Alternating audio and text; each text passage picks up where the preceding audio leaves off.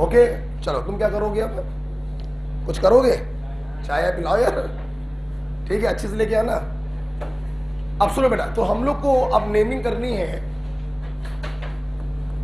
चाहे बोलो by nuclear, चाहे बोलो ब्रिज कॉम्प्लेक्स। बेटा जब सेंटर मेटल एक से ज्यादा होगी तो आप लोग उसको बाई न्यूक्लियर बोलते हैं, और जब कोई बाई न्यूक्लियर होगा तो जाहिर सी बात है मेटल मेटल के बीच में बॉन्ड होंगे, उनको जोड़ने वाले कुछ लिगेंड्स होंगे, इसलिए बाई न्यूक्लियर कॉम्प्लेक्स को हम ब्रिज कॉम्प्लेक्स भी कहते हैं। तो आइए आज पढ़ते हैं ब्रिज कॉम्प्लेक्स के IUPAC नाम कैसे करे जाते हैं। एक छोटा सा एग्जांपल ले लेते हैं। जैसे मान लो बेटा मैंने एग्जांपल लिया NH3 का whole 4CO OH NHCO NH3 का होल 4। सबसे पहले मेरी क्लास बताए मैंने कंप्लीट सॉल्ट दिया है या एक आयन, मतलब नाम के लास्ट में आपको आयन लगाना पड़े, अगर नहीं भी लगाते हैं तो समस्या नहीं। अच्छा अब जरा देखो, इसको हम लोग बाई न्यूक्लियर को कहते हैं क्योंकि दो मेटल है इसलिए बाई न्यूक्लियर बोल दे रहे हैं, और ब्रिज क्यों कहते हैं क्योंकि दोनों मेटल को कुछ लिगेंड जोड़ रहे हैं, इन लिगेंड को कहते हैं ब्रिज लिगेंड, कॉम्प्लेक्स को कहते हैं ब्रिज कॉम्प्लेक्स। ये लिगेंड नॉर्मल लिगेंड है जो कोऑर्डिनेट बॉन्ड से इससे जुड़े होंगे। कल मैंने आपको सिखाया था कि जब ब्रिज टाइप के कॉम्प्लेक्स आते हैं तो ये 2 इलेक्ट्रॉन डोनेट करते हैं, लेकिन इस बॉन्ड से हमको 1 इलेक्ट्रॉन का फायदा होता है। रिवाइज करके आए होंगे आप। अब देखिए हम लोग इसके IUPAC नाम 2 तरीके से कर सकते हैं। पहला तरीका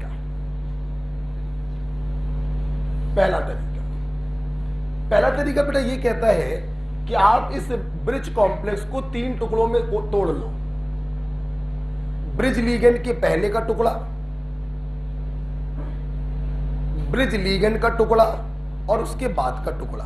आपने इसको 3 टुकड़ों में तोड़ लिया, 1 2 और 3।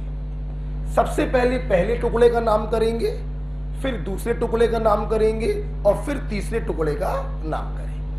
यह पहला तरीका होता है ब्रिज कॉम्प्लेक्स का नेमिंग करने में।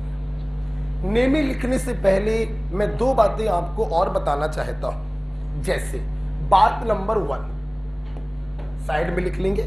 बात नंबर 1 है कि लिगेंड के नाम तो वैसे ही करते हैं, जैसे हाइड्रो ऑक्साइड का हाइड्रोक्सो, फांसी वाले का हो जाता है आइड का आइडो, और फांसी के अलावा है तो आइड को हटाकर ओ।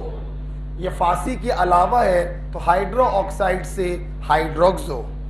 ये फांसी वाला है इमाइड, तो इमाइड का हो जाएगा इमाइडो। नाम बच्चों बिल्कुल वैसे ही करते हैं, अंतर सिर्फ इतना है कि जो ये ब्रिज वाले लिगेंड होते हैं इनके नाम के पहले हम लोग म्यू का इस्तेमाल करते हैं। बेटा बोलो किसका? तो इसका नाम लिखा जाएगा म्यू हाइड्रोक्सो और उसका नाम लिखा जाएगा म्यू इमाइड। एक नई चीज सीखने को मिल गया। ब्रैकेट में बंद नहीं करेंगे, ब्रैकेट में बंद सिर्फ तब करते हैं जब बिस ट्रिस का इस्तेमाल करते हैं, अदरवाइज कोई ब्रैकेट में बंद नहीं करेंगे। एक नया काम आपने सीख लिया। दूसरा नया काम देखिए, बाई न्यूक्लियर में या ब्रिज कॉम्प्लेक्स में सेंटर मेटल एक से ज्यादा होती है, लेकिन बच्चों इनका ऑक्सीडेशन नंबर सेम होता है। क्या होता है? सेम। इसलिए हम दोनों का x मानकर निकाल सकते हैं। आइए निकालते हैं। 4 इंटू अमोनिया का 0, कोबाल्ट का x, OH का -1, इमाइड का -2, NH -2 होता है। फिर से कोबाल्ट आ गया, फिर से x मान लो। 4 इंटू अमोनिया का 0 बराबर हो गया 4 3। ये क्या हो गया? क्या हो गया? अबे बीच में मत बोलो, हमें करने दो यार। हमके कहा 3 लिखना है हमको है? तो ये क्या हो गया? -3 हो गया। कुछ गलती हो गई क्या? हाँ, तो -3 वहां आ जाएगा +3, तो 2x बराबर आ गया 6, तो x बराबर आ गया 3। मतलब आप लोग आंसर बोल रहे थे क्या? अच्छा, बीच में मत बोला करो, ठीक है? हाँ, हमने सोचा कहाँ 3 लिखना है, ठीक है? तो ये 2 बातें मैंने आपको बताई।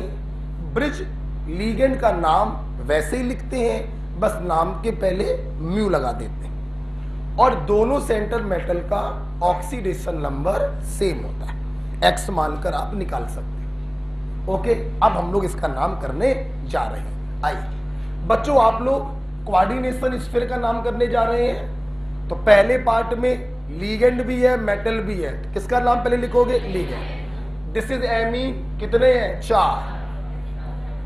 टेट्रा एमीन, क्या वॉवल हटाओगे? नहीं। डबल एम या सिंगल एम? नेक्स्ट बेटा, कोबाल्ट लिखो या कोबाल्टेट? कोबाल्ट। कैटायनिक है, 8 नहीं लगाएंगे, कोबाल्ट लिखेंगे, ब्रैकेट में ऑक्सीडेशन नंबर 3, खत्म हो गया। दूसरे पार्ट में आए, हाइड्रोक्सो का H पहले आता है या इमाइडो का I? H पहले आता है, हम लोगों ने ABCD पढ़ी है, H पहले आता है। म्यू हाइफन लगा है, म्यू हाइड्रोक्सो, म्यू इमाइडो। दूसरे पार्ट का नाम हो गया। हम तीसरे पार्ट में गए, वहां पे लीगेंड और मेटल दोनों है, तो पहले क्या आएगा? लीगेंड। टेट्रा एमीन कोबाल्ट, बोलो बेटा। थर्ड, आप इतना भी लिख के छोड़ सकते हो, और लास्ट में आप आयन भी लगा सकते हो। कोई डाउट? तो बहुत ही आसान होता है, कुछ है नहीं। जिसको कल की क्लास आती है उसके लिए आज कुछ भी नहीं है। पहले पार्ट का नाम, फिर दूसरे पार्ट का नाम, फिर तीसरे पार्ट का नाम। बाबड़ा क्लियर हो गया? लिख लीजिए। ये पहला तरीका हो गया, आप इसको लिख लो। फिर हम आपको बताते हैं इसका दूसरा तरीका।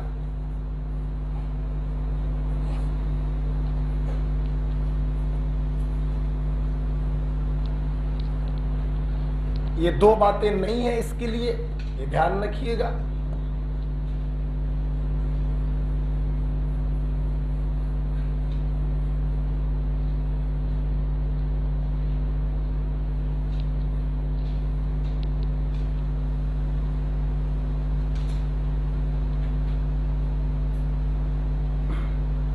कोऑर्डिनेशन के बाद हम लोग पढ़ेंगे मेटलर्जी, D&F ब्लॉक, और फिर आपको फीलिंग आ जाएगी, ठीक है ना? फीलिंग आपको आ जाएगी। कोर्स अपना, तो देखिए कोर्स अपना खत्म हो रहा है, दिन पर दिन आगे बढ़ता जा रहा है। मैं बार बार कह रहा हूं, करंट टॉपिक और जो SW चल रहा है, जो न्यूमेरिकल क्लास चल रही है, आपने अगर सामंजस्य बना लिया, इक्विलिब्रियम बना लिया, then you know equilibrium is the most stable condition. तो मोस्ट स्टेबल कंडीशन बनेगी, और मैं 40 क्वेश्चनों की गारंटी सिर्फ तब ले रहा हूं अगर आप न्यूमेरिकल क्लास कायदे से करते हो। तो मैं कोई पैसा नहीं ले रहा हूं, बार बार इसलिए बोलता हूं, जब मैं मेहनत कर रहा हूं तो मेरे सारे बच्चों को उसका फायदा मिल जाए, बस।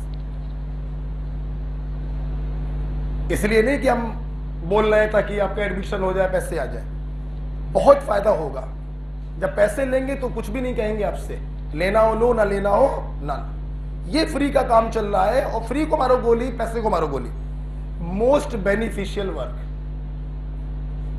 वो आंसर तुमने अगर लगा लिया, हम 40 क्वेश्चनों की गारंटी ले रहे हैं, और बताओ 40 सवाल सही होंगे। लेकिन मुझे मालूम है कि 30 दिनों तक उस आंसर को फॉलो कर पाना, ये अपने आप में एक बड़ा टास्क होगा। समझ रहे हो मेरी बात? मान लो बच्चों तुमने आंसर लगाया मोल कॉन्सेप्ट का, ये भी बता दें। हाँ, तुम्हारे 50 में 2 ही सवाल फंसे, तो तुम्हारे मन में एक फीलिंग ये भी आ सकती है, 2 सवाल के लिए 1 घंटे क्लास क्यों बर्बाद करें? 2 सवाल सर से क्लास के बाहर पूछ लेंगे। अच्छी फीलिंग आपकी आप आई है, लेकिन मैं चाहूंगा आप तब भी आए। क्यों? क्योंकि हम उस 1 घंटे में सिर्फ सवाल नहीं बता रहे, अपना तरीका भी बता रहे हैं, सवाल को सोचने का तरीका बता रहे हैं। और जब 10-12 सवाल बताएंगे तो आपकी सोचने की क्षमता और बढ़ेगी। थ्योरी रिवाइज करा देते हैं, वो आपको फायदा मिल जाएगा। ठीक है, तो प्रयास करिए अच्छे से अच्छा आप कर सके। क्या इसको लिख लिया बेटा? तो ये पहला तरीका हो गया, 3 टुकड़ों में आपने काट के किया। दूसरा तरीका बेटा क्या होता है, वो भी सुन लो। ब्रिज कॉम्प्लेक्स को नेमिंग करने का दूसरा तरीका होता है कि हम लोग क्या करते हैं, सारे नॉर्मल लीगेंड का नाम एक साथ लिख देते हैं, फिर नाम लिख देते हैं सारे ब्रिज लीगेंड का, और फिर नाम लिख देते हैं डाई लगाकर मेटल का। मतलब इस सीक्वेंस को फॉलो करते हैं। ये होता है सेकंड तरीका। अभी आपने 3 टुकड़ों में तोड़ के किया, अब टुकड़ों में मत तोड़िए, सारे नॉर्मल लीगेंड एक साथ निपटा दो, ब्रिज लीगेंड उसके बाद निपटा दो, फिर डाई लगाकर मेटल का नाम लिख दो। जैसे आइए देखते हैं कितने नॉर्मल लीगेंड है, 8। कौन है? अमोनिया। आपने लिखा ऑक्टा एमीन, ठीक, खत्म हो गए। ब्रिज में आ गए, म्यू हाइड्रोक्सो म्यू इमाइडो, खत्म हो गए। आ गए मेटल में, डाई कोबाल्ट लिखोगे या कोबाल्टेट? कोबाल्ट लिखेंगे क्योंकि कैटायनिक कॉम्प्लेक्स है, और ब्रैकेट में ऑक्सीडेशन नंबर। ओके, तो ये सेकंड तरीका होता है इसकी नेमिंग का। मैं समझता हूं आपको ये समझ में आ गया होगा, राइट?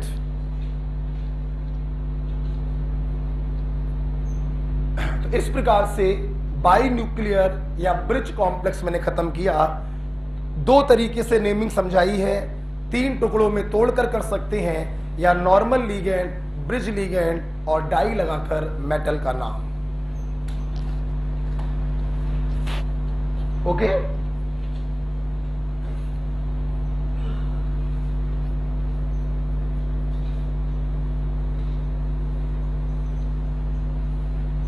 खत्म करें बेटा बात, हम आगे बढ़ सकते हैं। चलिए, आईयूपीएसी सिस्टम बेटा क्या होता है, खत्म होता है। इस प्रकार से बेटा आईयूपीएसी नाम खत्म हो चुके हैं सारे। अब हम लोग इस चैप्टर में एक स्टेप आगे बढ़ रहे हैं जिसका नाम है बॉन्डिंग इन कॉम्प्लेक्स।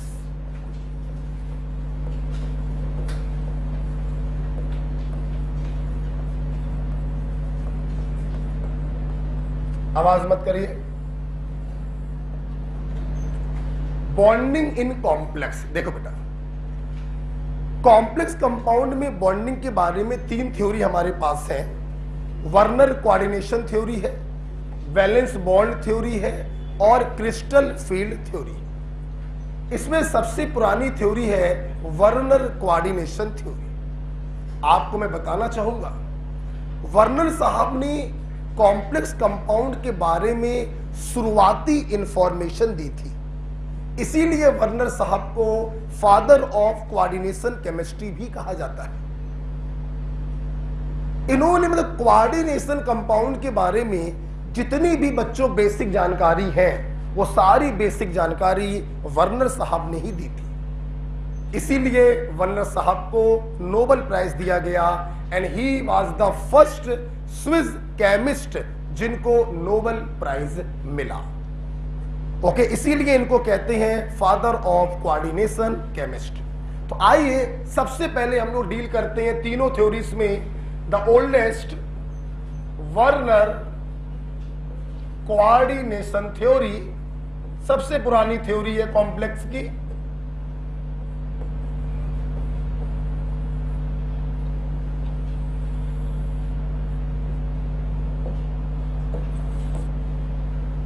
मैं इस थ्योरी में सबसे पहले यही पॉइंट ही लिखवाता हूं कि he was the first Swiss chemist who got Nobel Prize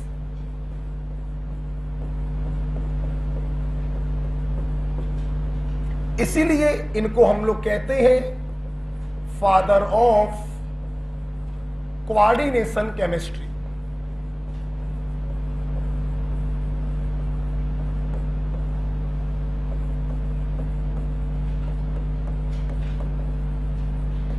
NCERT का पॉइंट है ये। और हम लोग सारे वैज्ञानिक के नाम तो याद नहीं करते हैं, लेकिन वो वैज्ञानिक जरूर याद होने चाहिए जिनको नोबेल प्राइज मिला था। ओके, इन्होंने क्या बताया, आइए देखते हैं, इनके बारे में कुछ पढ़ते हैं। पहला point, according him central metal possess two type of valency regarding primary valency, which is equivalent to oxidation number, and secondary valency, which is equivalent to coordination number. Werner साहब ने बताया कि कॉम्प्लेक्स में जो सेंटर मेटल होता है उसके पास दो प्रकार की वैलेंसी होती है। एक प्राइमरी वैलेंसी जो ऑक्सीडेशन नंबर के इक्विवेलेंट होती है, और एक सेकेंडरी वैलेंसी जो कोऑर्डिनेशन नंबर के इक्विवेलेंट होती है। Next point, central metal want to satisfy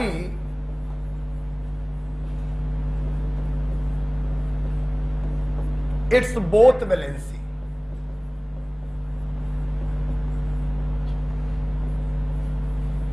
माता पिता की कितनी भी संतानें हो, वो हर संतान को सुखी ही देखना चाहते हैं। तो सेंट्रल मेटल की कितनी भी वैलेंसी क्यों ना हो, ये यही चाहेगा कि इसकी दोनों वैलेंसी जो है वो वेल सेटिस्फाइड हो। Is it clear? तो central metal want to satisfied its both valency. Next point,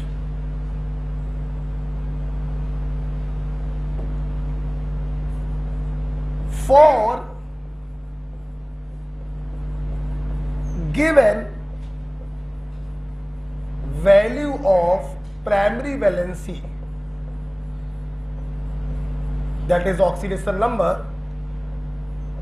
secondary valency is fixed.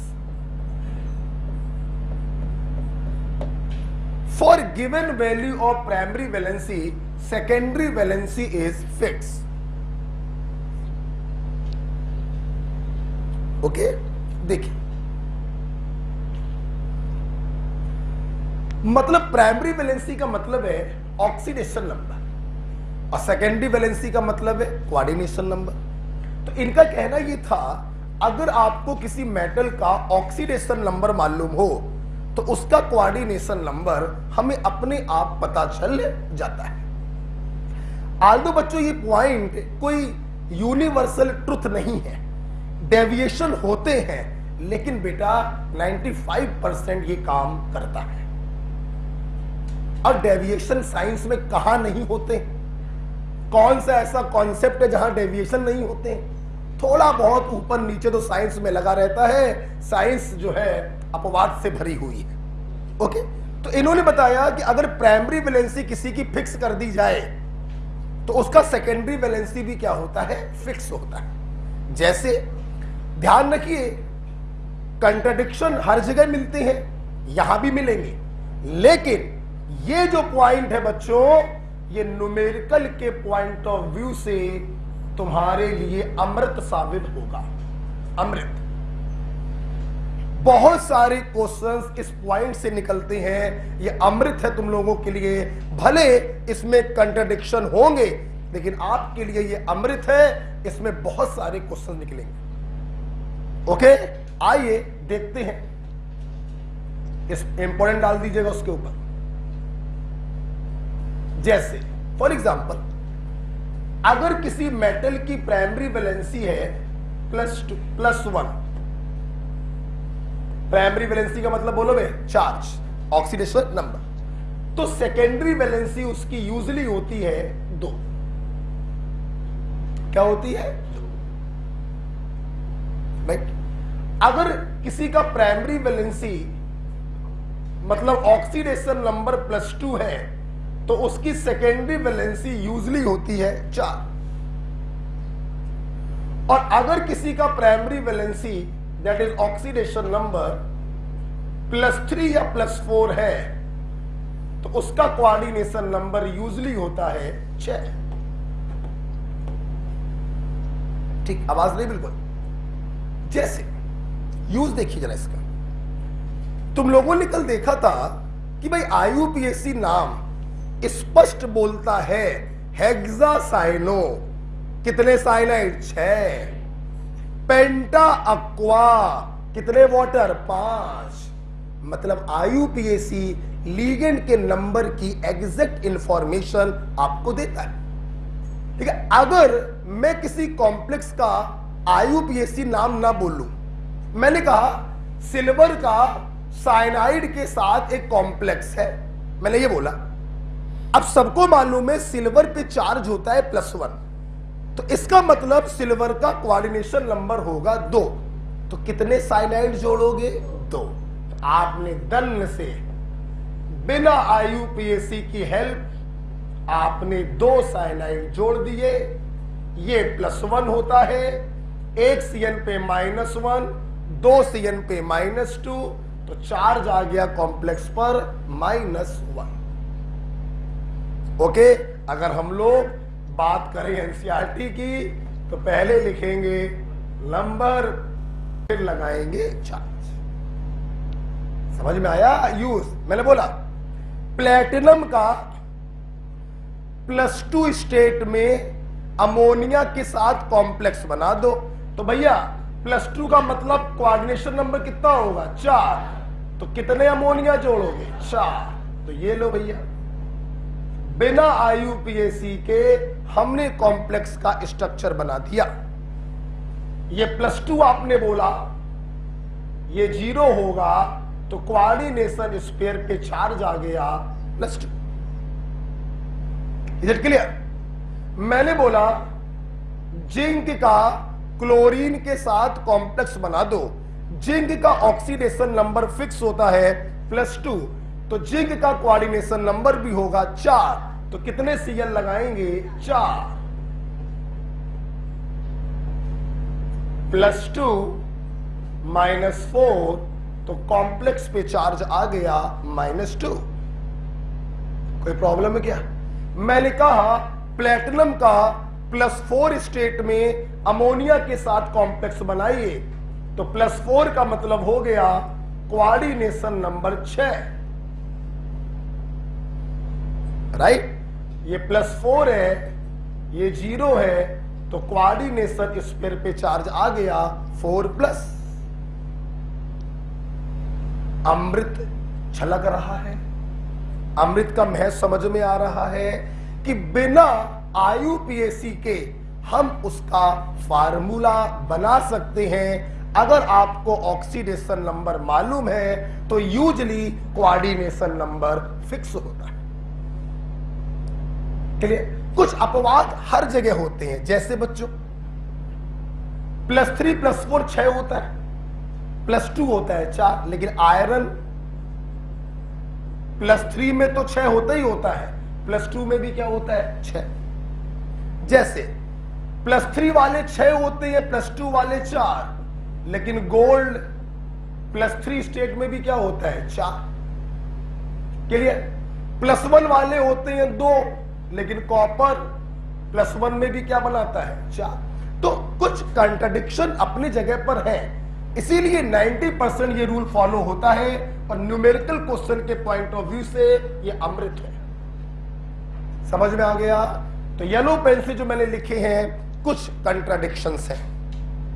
ठीक है, लिखिए For given value of primary valency, secondary valency is fixed. +1 का 2, +2 का 4, +3 और +4 का 6। कुछ एक्सेप्शंस बता दिए, आयरन +2 में भी 6 होता है, कॉपर +1 और गोल्ड +3 में 4 होता है।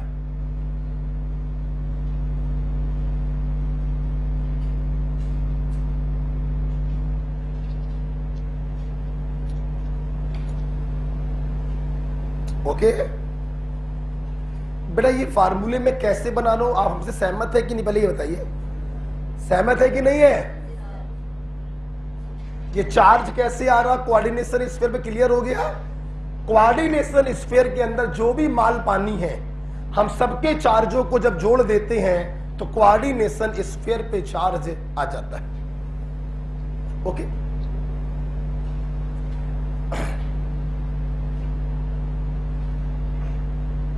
बताइए, आगे बढ़ जाए, हटा दे बेटा इसको, ना हटाए, ठीक है। कितने लोगों ने कल मोल पढ़ लिया था? सबने पढ़ लिया? तो सब 40 क्वेश्चन सही करने की लड़ाई में शामिल हो गए। 45, अब वो तो होगा, पहले 40 की लड़ाई पार कर लेते हैं, फिर 45 की भी पार हो जाएगी, है ना?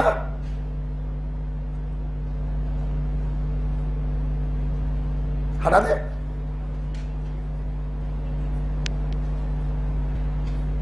तो हम लोगों ने देखा for given value of primary valency secondary valency is fix.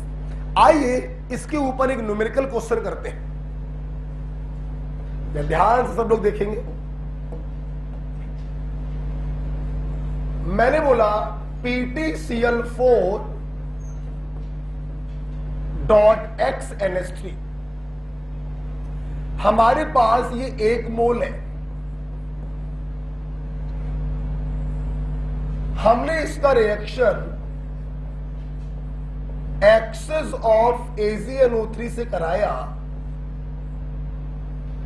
तो हमें AgCl के 2 मोल प्राप्त हुए। कितने मोल? 2।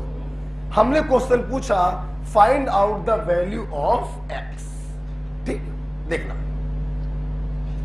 आप इस प्रकार के सवाल शुरुआती दौर में भी कर चुके, बोलो हाँ या ना। अब मेरी बात ध्यान से सब लोग सुनेंगे। अगर आपको 2 मोल AgCl प्राप्त हो रहा है, तो इसके 1 मोल ने टूटकर 2 मोल क्लोराइड प्रोवाइड करे होंगे, हाँ या ना। 2 मोल क्लोराइड प्रोवाइड करने का मतलब है कि 2 क्लोरीन काउंटर आयन के रूप में होंगे, बोलो हाँ या ना। तो सबसे पहले आपने क्या किया कि चूंकि यहां से हमें 2 क्लोराइड प्राप्त हो रहे हैं, तभी 2 मोल AgCl प्रेसिपिटेट होगा। It means 2 Cl counter ion के रूप में होंगे और रिमेनिंग Cl लीगेंड के रूप में होंगे।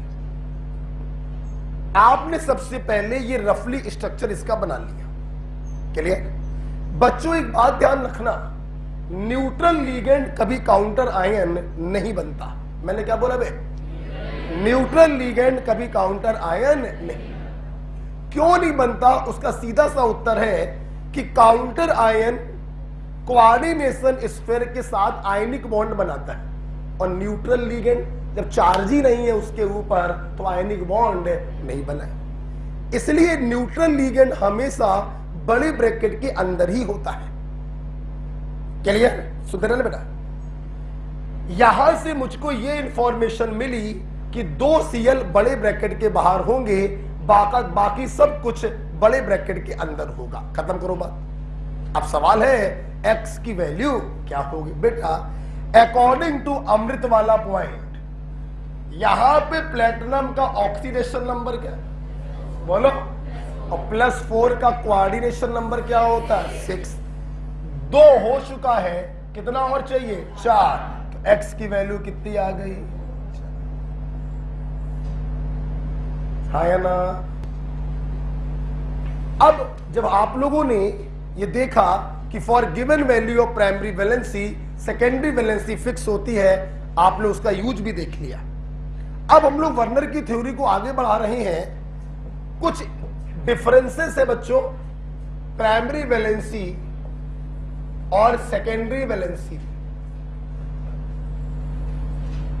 आप आधे आधे में करके लिखिएगा। आइए,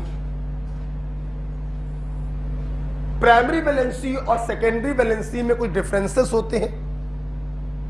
देखिए, अब पेन जरा बंद कर दीजिए और नजरें सामने रखिए। लास्ट पॉइंट है, वर्नर खत्म हो जाएगा। पेन बंद कर दो। देखो, प्राइमरी वैलेंसी और सेकेंडरी वैलेंसी को एक एग्जांपल से हम पूरा समझा देते हैं और आप कभी भी नहीं भूलेंगे। ठीक, मान लो समझाने के लिए मैं एग्जांपल ले रहा हूं, थोड़ा सा और नीचे कर दें।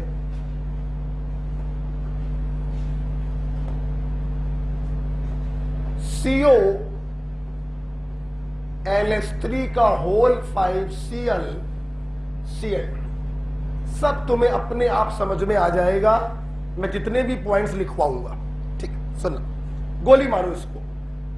तुम लोग एक काम करो, मेरा जरा कोबाल्ट का कोऑर्डिनेशन नंबर और जरा कोबाल्ट का ऑक्सीडेशन नंबर निकाल कर दिखाओ। ठीक, देखना कोऑर्डिनेशन नंबर कैसे निकालेंगे। 5 into 1 बोलो बे, plus 1, answer is. Coordination number का मतलब होता है number of ligand multiplied by its denticity. Ammonia monodentate है, एक अमोनिया से एक तो 5 अमोनिया से 5, एक Cl से एक तो 5 और 1 6। मुंह जबानी भी कर सकते थे। अच्छा, अब हम लोग निकालेंगे इसका ऑक्सीडेशन नंबर। निकालो, X प्लस 5 into 0 -1 -2 बराबर बोलो 0। तो यहां जब सॉल्व करोगे x बराबर प्लस। ठीक, देखिए सारी चीजें खत्म हो गई। सुनना, जो सेकेंडरी वैलेंसी है, सेकेंडरी वैलेंसी में न्यूट्रल लीगेंड का भी योगदान है और एनायनिक लीगेंड का भी योगदान है, जबकि जो प्राइमरी वैलेंसी है ऑक्सीडेशन नंबर, उसमें न्यूट्रल लीगेंड का कोई भी योगदान नहीं है, सिर्फ योगदान है एनायनिक लीगेंड का। हाँ या ना? पहला पॉइंट, प्राइमरी वैलेंसी बोले तो oxidation number is satisfied only by anionic unit. हाँ या ना? Not by neutral. जबकि secondary valency satisfied by both anionic unit as well as neutral unit. समझ में आया कि नहीं आया? समझ में आया कि नहीं आया? पहला point, it is satisfied by anionic unit.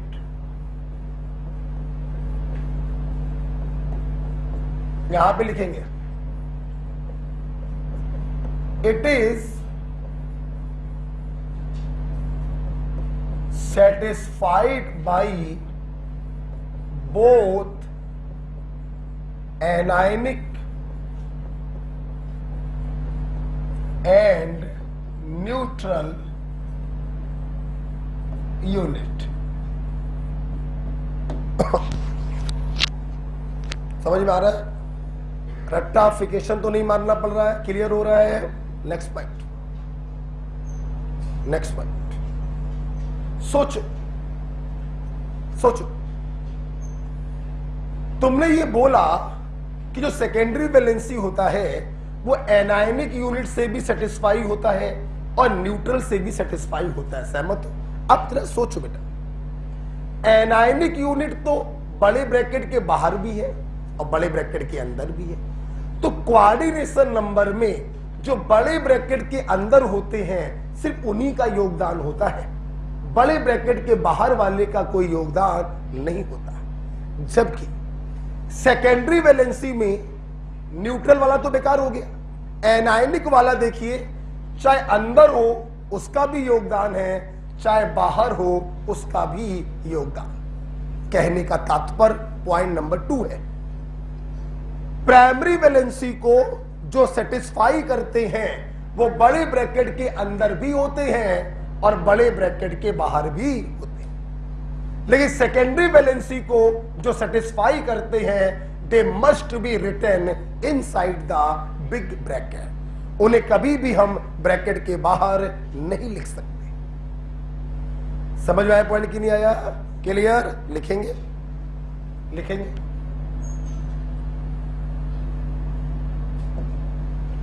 Unit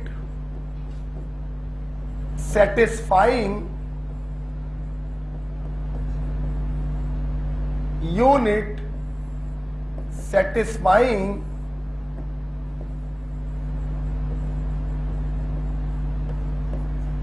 primary valency may return inside or outside to bracket. समझ में आया कि नहीं आया? क्लोराइड को चाहे अंदर लिख दो चाहे बाहर लिख दो, वो प्राइमरी वैलेंसी को सेटिस्फाई करेगा, लेकिन सेकेंडरी वैलेंसी को जो सेटिस्फाई करते हैं वो हमेशा बड़े ब्रैकेट के अंदर होते हैं। Unit satisfying secondary valency are always written inside the bracket।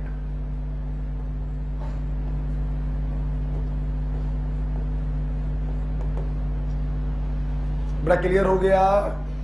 बोलो ठीक। नेक्स्ट पॉइंट, नेक्स्ट पॉइंट बताया जाए। सब में लिख लिया इसको? जरा अगला पॉइंट देखिए।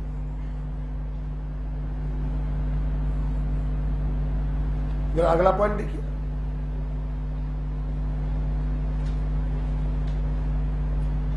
बताया? साल में देखो, ये जो बड़े ब्रैकेट के बाहर है ये प्राइमरी वैलेंसी को सेटिस्फाई कर रहा है, सेकेंडरी को तो कर नहीं सकता। ऑक्सीडेशन नंबर में कंट्रीब्यूशन है, कोऑर्डिनेशन नंबर में कंट्रीब्यूशन नहीं। अब देखना, और जब तुम इसको पानी में घोलोगे तो यही तो टूट कर बाहर जाएगा कि अंदर वाला है बाहर वाला जाएगा। कहने का तात्पर्य primary valency are ionizable but secondary valency are non ionizable. समझ में आया? जो पानी में टूट जाए वो आयोनाइजेबल और जो पानी में ना टूटे वो नॉन आयोनाइजेबल। सब लोग सहमत हैं? लिखेंगे लिखेंगे। आयोनाइजेबल वैलेंसी, आयोनाइजेबल वैलेंसी यहां लिखेंगे। Non ionisable valency. Next next बताओ, सुनना। जो यूनिट, ध्यान दो, जो यूनिट यू से लिख दे रहे हैं, अमोनिया Cl यूनिट यू लिख दे रहे हैं, जो यूनिट प्राइमरी वैलेंसी को सेटिस्फाई करती हैं उन्हें हम मेटल से डॉट डॉट से जोड़ते हैं। बोलो वे किससे? बोलो किससे? और जो यूनिट सेकेंडरी वैलेंसी को सेटिस्फाई करती है उन्हें एक सीधी लाइन से जोड़ते हैं, एक सॉलिड लाइन से जोड़ते हैं। इनको जोड़ते हैं टूटी हुई लाइन डॉट डॉट से और इनको जोड़ते हैं सॉलिड लाइन से। प्राइमरी वैलेंसी को जो सेटिस्फाई करते हैं डॉट डॉट डॉट और सेकेंडरी वैलेंसी को जो सेटिस्फाई करते हैं सॉलिड लाइन। क्लियर? तो सोच के बताना, जो दोनों को सेटिस्फाई करेगा उसको सॉलिड लाइन भी लगाएंगे उसमें हम, और बोलो डॉट डॉट भी लगाएंगे। इसका मतलब होगा ये प्राइमरी को भी सेटिस्फाई कर रहा और सेकेंडरी। लिखना नहीं है। अब देखे तो हमसे क्या सीख रहे हो, जो मैं पूछूं इसके बारे में जवाब देना। दोगे? क्वेश्चन नंबर 1, अगर ये यूनिट दोनों वैलेंसी को सेटिस्फाई कर रही है then it must be neutral और एनायनिक। बोलो बोलो, पक्की बात हो गई। क्वेश्चन नंबर 2, अगर ये दोनों वैलेंसी को सेटिस्फाई कर रहा है तो ये बड़े ब्रैकेट के अंदर होगा या बाहर? बोलो। बात समझ में आ गया? क्लियर हो गया पॉइंट? इसको लिख लीजिए। ओके,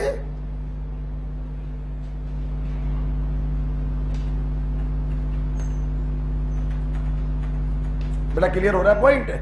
याद बिल्कुल मत करिएगा, एक एग्जांपल से सारी चीजें क्लियर कर लेना। देखिए आप वास्तव में कुछ सीखे या नहीं जरा बताना। अगर मैं इस एग्जांपल में आपसे कहूं बताओ इस अमोनिया को इस मेटल से कैसे जोड़ोगे, बोलो नहीं। अंदर है, कोऑर्डिनेशन नंबर को सेटिस्फाई पक्का करेगा। न्यूट्रल है, ऑक्सीडेशन नंबर को सेटिस्फाई नहीं करेगा। तो इसको जब इससे जोड़ोगे तो एक सॉलिड लाइन से जोड़ोगे। हाँ या ना? हाँ या ना?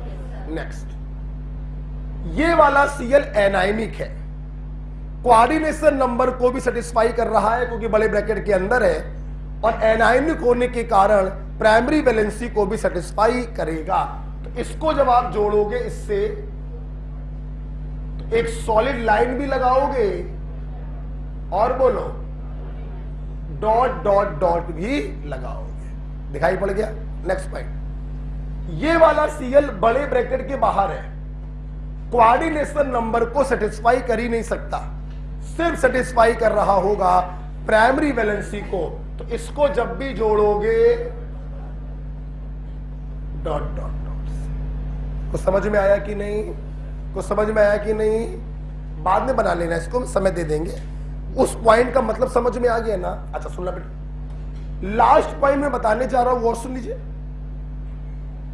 जो यूनिट सेकेंडरी वैलेंसी को सेटिस्फाई करती हैं दैट इज कोऑर्डिनेशन नंबर को, वो कॉम्प्लेक्स के ज्योमेट्री को डिसाइड करती हैं। अभी आप थोड़ी देर में 5 मिनट के बाद पढ़ने वाले हो valence bond theory. Coordination number को देखकर हम बताते हैं कि उसका हाइब्रिडाइजेशन क्या होगा। जैसे coordination number 4 hybridization sp3, coordination number 2 hybridization sp। Oxidation number को देखकर हमें ज्योमेट्री का पता नहीं लगता, इसलिए हम लोग कहते हैं कि प्राइमरी वैलेंसी ज्योमेट्री को डिसाइड नहीं करती लेकिन सेकेंडरी वैलेंसी ज्योमेट्री को डिसाइड करती। तो यही बच्चों लास्ट पॉइंट है, यही लास्ट पॉइंट है। लिखेंगे नो रोल इन ज्योमेट्री, और इसमें लिख लो इट डिसाइडेड ज्योमेट्री।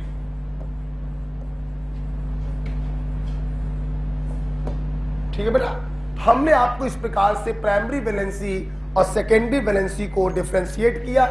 एक भी पॉइंट मैंने आपको रटने को नहीं बोला, समझेंगे तो अच्छा वरना खेल बेकार। खत्म हो गए पॉइंट। अब इसके नीचे आप उसी को बना लो, तो कभी भी आपको रिवाइज करने में दिक्कत नहीं होगी। ओके,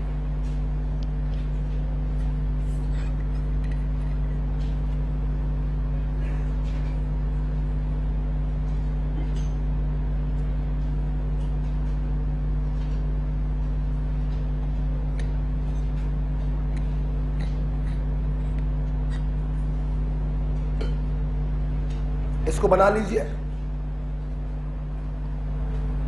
कभी भी रिवाइज करेंगे तो ये 5 पॉइंट आपको दिखाई पड़ जाएंगे सर ने इसमें क्या समझाया है। ध्यान से पढ़ते रहिएगा, धीरे धीरे कठिनाइयां आती जाएंगी, ठीक है। और सबसे पहले ध्यान रखिए, बड़े ब्रैकेट के बाहर जो होता है वो आयोनाइजेबल होता है, अंदर वाला नहीं होता है।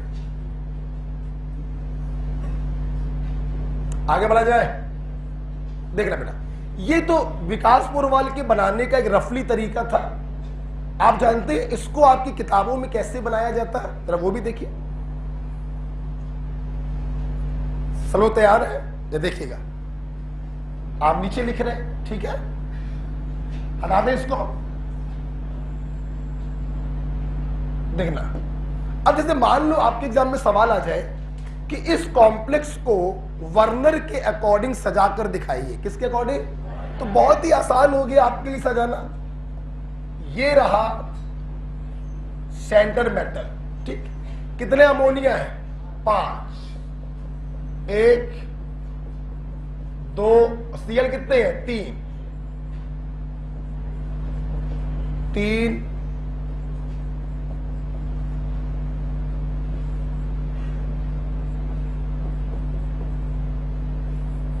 जितने भी यूनिट थी आपने इसके चारों तरफ अरेंज कर दी, कोई प्रॉब्लम तो नहीं। अब देखना, न्यूट्रल वाला प्राइमरी वैलेंसी को सेटिस्फाई, बोलो नहीं, ये जब भी करेगा सेकेंडरी को करेगा। बड़े ब्रैकेट के अंदर है, सिर्फ सेकेंडरी को कर रहा है। इसको हम लोग कैसे जोड़ोगे? Solid lines. ये क्लियर हो गया? क्लियर हो गया। जो सीएल अंदर है वो प्राइमरी को भी सेटिस्फाई करेगा और सेकेंडरी को भी करेगा, तो उस सीएल को आप कैसे जोड़ेंगे बताइए? सॉलिड लाइन भी और डॉट डॉट डॉट भी। सहमत है? जो 2 सीएल बड़े ब्रैकेट के बाहर है वो सिर्फ सेटिस्फाई करेंगे प्राइमरी वैलेंसी को, तो इनको आप कैसे जोड़ोगे? डॉट डॉट डॉट से। ओके, किताबों में ऐसे नहीं, आपको ऐसे मिलेगा। समझ में आया? बना।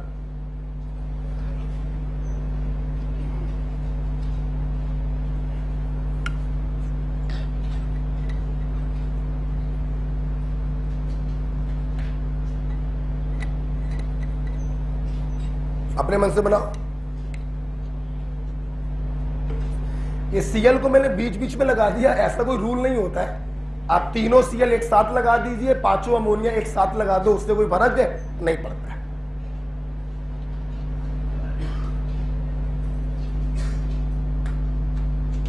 Yes, this is all about the Werner coordination theory. Clear? ये बना लिया? अगर बना लिया तो आओ, अब लगे हाथ मेरे स्टूडेंट बोलेंगे, चलो इसको देखकर कॉम्प्लेक्स बनाओ। बनाओ।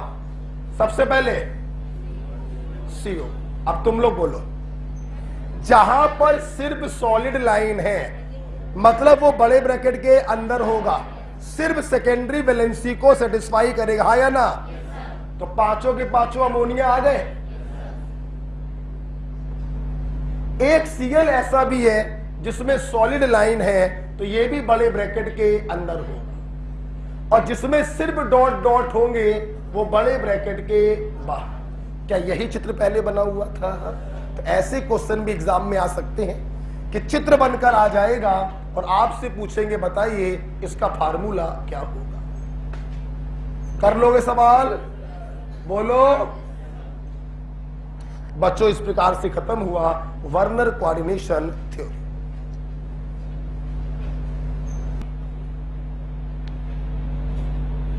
वैलेंस बॉन्ड थ्योरी अब हम लोग पढ़ने जा रहे हैं।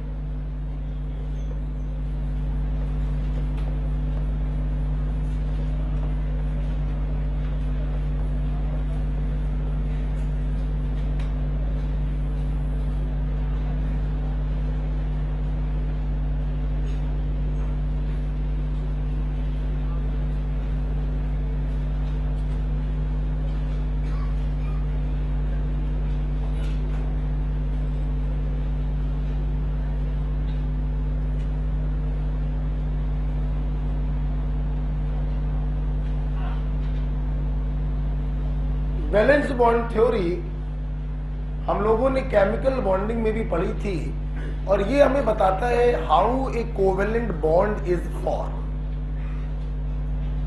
कोऑर्डिनेट बॉन्ड भी एक प्रकार के कोवेलेंट बॉन्ड होते हैं जो अनइक्वल ओवरलैपिंग से बनते हैं। कोवेलेंट बॉन्ड बनता है जब एक इलेक्ट्रॉन मैंने दिया, एक इलेक्ट्रॉन तूने दिया, इसे कहते हैं इक्वल शेयरिंग ऑफ इलेक्ट्रॉन। और कोऑर्डिनेट बॉन्ड बनते हैं दोनों इलेक्ट्रॉन मैंने दिए, तुम खाली यहां तक आए। This unequal sharing is called coordinate bond. जैसे आइए थोड़ा सा केमिकल बॉन्डिंग अगर रिवाइज करें, मैंने बोला ए और बी के बीच में एक कोवेलेंट बॉन्ड है, मतलब एक इलेक्ट्रॉन इसने दिया और एक इलेक्ट्रॉन इसने दिया, तभी ये बॉन्ड बना होगा। सुनना जरा, वैलेंस बॉन्ड थ्योरी में आपने पढ़ा होगा कि covalent bond are form by overlapping of half filled atomic orbital. पढ़ा आपने valence bond theory, half filled atomic orbital की ओवरलैपिंग से कोवेलेंट बॉन्ड बनते हैं। ऐसा वो क्यों बोलते हैं? हाफ फील्ड वो इसलिए बोलते हैं मेरे भाई, तो एक इलेक्ट्रॉन तुमने दिया है ना, तो एक इलेक्ट्रॉन लेकर तुम आओ, और एक इलेक्ट्रॉन तुमने दिया तो एक इलेक्ट्रॉन लेकर तुम आओ। बोलो हाँ या ना? जब एक एक इलेक्ट्रॉन लेकर ये आएंगे और आपस में ओवरलैप करेंगे,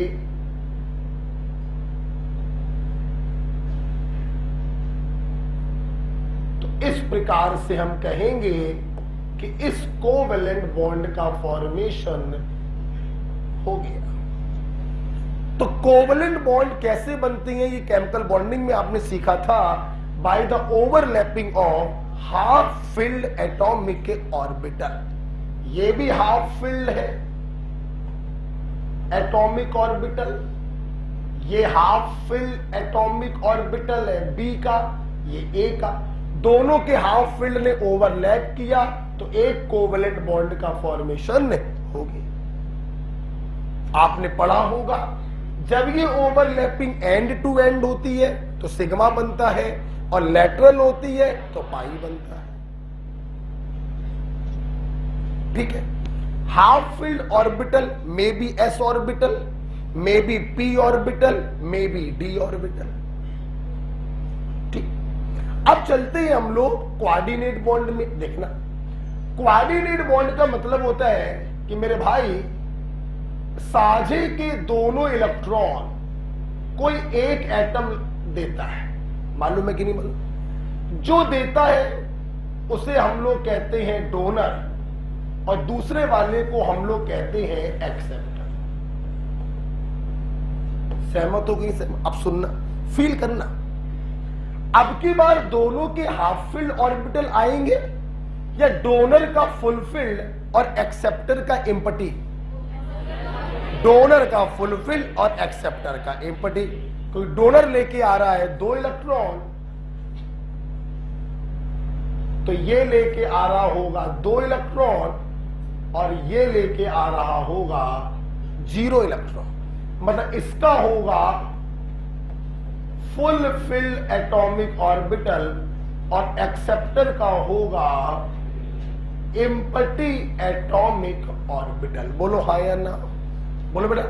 हमारे स्टूडेंट जानते हैं कि कोऑर्डिनेट बॉन्ड कॉम्प्लेक्स में बनता है लीगेंड टू सेंटर मेटल। मतलब यहां पर डोनर होगा लीगेंड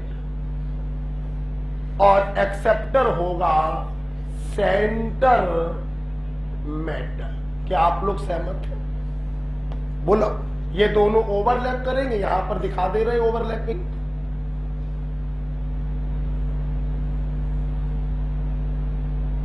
और इस प्रकार से कोऑर्डिनेट बॉन्ड का फॉर्मेशन होगा। दोनों की कंपैरेटिव स्टडी समझ में? इक्वल शेयरिंग तो एक एक इलेक्ट्रॉन लेकर आओ, half field half field. Unequal sharing तो जो 2 इलेक्ट्रॉन दे रहा उसका फुलफिल्ड ऑर्बिटल होगा और जो ले रहा है उसका एम्प्टी ऑर्बिटल होगा। इतना क्लियर हो गया? अब आओ फील करते। हम लोग पढ़ रहे हैं कॉम्प्लेक्स कंपाउंड जिसमें सेंटर मेटल कितने कोऑर्डिनेट बॉन्ड एक्सेप्ट करता है?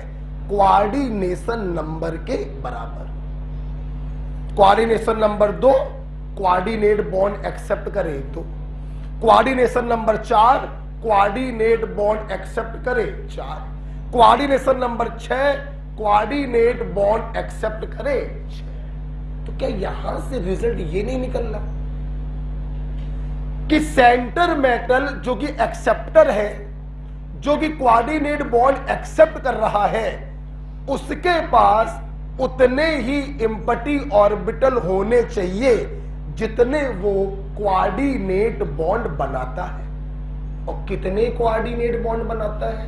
कोऑर्डिनेशन नंबर के बराबर। तो क्या मैं ये नहीं कह सकता कि centre metal must have empty orbital equal to its coordination number? कह सकता हूं। अगर किसी का कोऑर्डिनेशन नंबर 2 है तो उसके पास एम्प्टी ऑर्बिटल भी 2 होने चाहिए। अगर किसी का कोऑर्डिनेशन नंबर 6 है तो एम्प्टी ऑर्बिटल भी 6 होने चाहिए। बच्चों, यही एम्प्टी ऑर्बिटल आपस में इंटरमिक्स हो जाते हैं और हाइब्रिड ऑर्बिटल का फॉर्मेशन करते हैं, और इस फिनोमिना को कहते हैं हाइब्रिडाइजेशन। ओके, तो इस पॉइंट को मैं आपको बताना चाहूंगा कि 10 सेंटर मेटल लिखिए, पूरा ऊपर से लिखिए। 10 centre metal must have empty atomic orbital equal to its coordination number, full stop. These empty orbital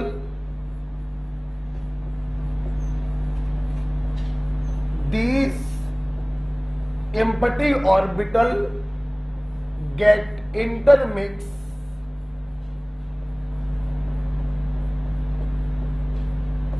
and form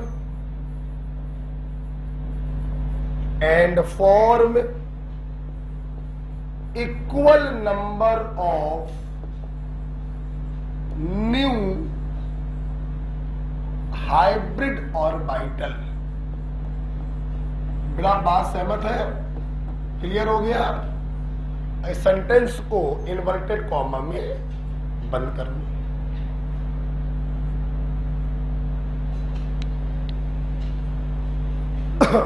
तो जिसको ये फंडा क्लियर होता है वो समझ जाता है कि एम्प्टी ऑर्बिटल क्यों होने चाहिए। जितना कोऑर्डिनेशन नंबर होगा उतने कोऑर्डिनेट बॉन्ड वो एक्सेप्ट करेगा, उतने एम्प्टी ऑर्बिटल होने चाहिए। यही एम्प्टी ऑर्बिटल आपस में ओवरलैप करते हैं और हाइब्रिड ऑर्बिटल को बनाते हैं।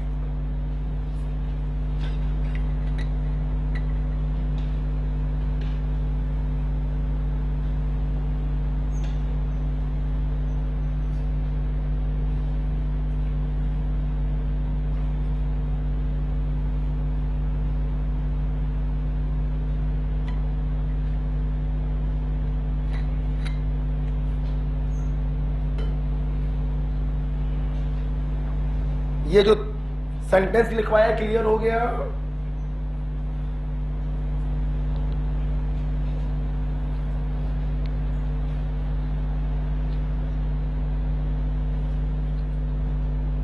तो वैलेंस बॉन्ड थ्योरी जो हमें बताती थी पहले कैसे बनता है covalent bond half filled orbital की ओवरलैपिंग से, वही हमें बताती है कैसे बनता है कोऑर्डिनेट बॉन्ड। डोनर का होता है फुलफिल्ड ऑर्बिटल और एक्सेप्टर का होता है एम्प्टी ऑर्बिटल। दोनों ओवरलैप करते हैं और कोऑर्डिनेट बॉन्ड को बनाते हैं। चूंकि कॉम्प्लेक्स में एक्सेप्टर सेंटर मेटल होता है तो जितना उसका कोऑर्डिनेशन नंबर होगा उसके पास उतने ही इम्पटी ऑर्बिटल होने चाहिए। यही इम्पटी ऑर्बिटल आपस में इंटरमिक्स हो जाते हैं और नए हाइब्रिड ऑर्बिटल का फॉर्मेशन करते हैं। बच्चों, इसी फिनोमिना को कहते हैं हाइब्रिडाइजेशन। क्लियर है? आइए इसको थोड़ा सा आगे बढ़ाते हैं हम लोग। क्या आपने ये लिख लिया? बेटा ये लिख लिया आप लोगों ने? सब लोग बताओ।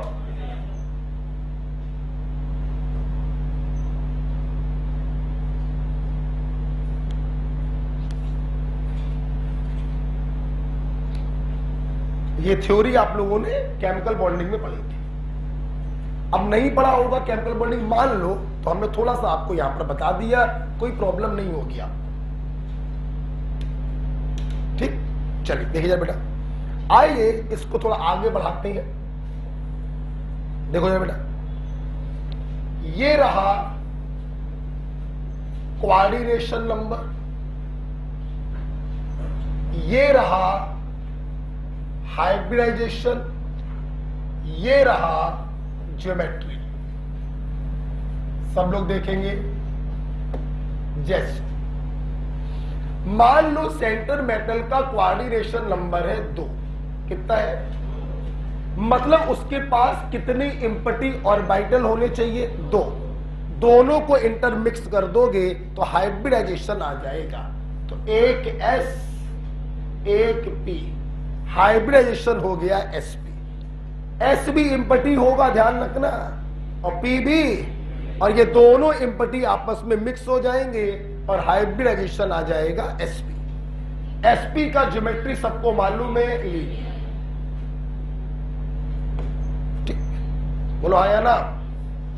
मान लो कोऑर्डिनेशन नंबर है 4, 2 4 6 सबसे ज्यादा कॉमन होते हैं। ठीक है, सुनना, कोऑर्डिनेशन नंबर कितना है? 4। ध्यान से सुनना, कितने इम्पटी ऑर्बिटल होने चाहिए? 4। आपस में मिला दोगे हाइब्रिडाइजेशन आ जाएगा। सुनना, कॉम्प्लेक्स कंपाउंड में जब कोऑर्डिनेशन नंबर 4 होता है तो हाइब्रिडाइजेशन की 2 पॉसिबिलिटी बनती है। एक इम्पटी S और 3 इम्पटी P को मिला दिया तो हाइब्रिडाइजेशन बन गया sp3, जिसका ज्योमेट्री होता है टेट्राहेड्रल। ठीक, और अगर एक इम्पटी D, एक इम्पटी S और 2 इम्पटी P को मिला दिया तो हाइब्रिडाइजेशन हो गया dsp2, और इसका शेप होता है हेड्रल। होता है हाइड्रल, ई होता है। इसका बच्चों ज्योमेट्री होता है स्क्वायर प्लेट। तो कोऑर्डिनेशन नंबर 4 में 2 केस बनते हैं। अगर हाइब्रिडाइजेशन sp3 है तो ज्योमेट्री होगी टेट्राहेड्रल, और अगर dsp2 है तो स्क्वायर प्लेट। कितने लोगों को मिलाओगे? 4। चारों कैसे होंगे? इम्पटी, एक S 3 P, sp3 हो गया। एक D एक S 2 P, dsp2। हाँ या ना? अच्छा बच्चों ध्यान रखना, जब हाइब्रिडाइजेशन dsp2 होता है तो ये कौन सा D होता है? dx square minus y square. कुछ याद है आपको? D ऑर्बिटल 5 प्रकार के होते थे, dxy, dyz, dxz, dx square minus y square और dz स्क्वायर। ठीक है, कौन सा D होता है इस हाइब्रिडाइजेशन में? dx square minus y। ठीक, लिख तो लिखते रहा तो बेटा, इसको भी समय लोगे लिखने का। 2 कोऑर्डिनेशन नंबर है sp, geometry linear. Coordination number 4 है sp3 भी हो सकता है टेट्राहेड्रल, और dsp2 भी हो सकता है स्क्वायर प्लेनर।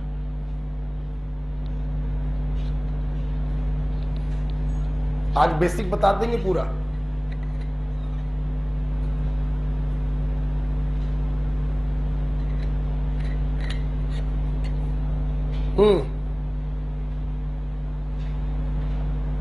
तो हमें आगे बढ़ाने इसको। चलिए 4 के बाद चलते हैं 5 में। इधर देखो बेटा, अगर कोऑर्डिनेशन नंबर 5 है तो कितने इम्पटी ऑर्बिटल होने चाहिए? 5। बेटा यहां पर भी 2 केस बनते हैं, यहां पर भी 2 केस बनते हैं। एक इम्पटी एस, 3 इम्पटी पी और 1 इम्पटी डी आपने ले लिया तो हाइब्रिडाइजेशन हो गया sp3d, शेप हो गई ट्राइगोनल, आगे बोलो यार, बाई पिरामिडल। ये वही शेप हो गई जो केमिकल बॉन्डिंग में भी आपने पढ़ी थी, ट्राइगोनल बाई पिरामिडल। क्या तो बेटा दूसरा भी हाइब्रिडाइजेशन तो यही होता है, अंतर बस इतना है कि अगर ये dz स्क्वायर है तो इसे कहते हैं ट्राइगोनल बाई पिरामिडल, और अगर ये d x square minus y square है तो इसे कहते हैं स्क्वायर पिरामिडल।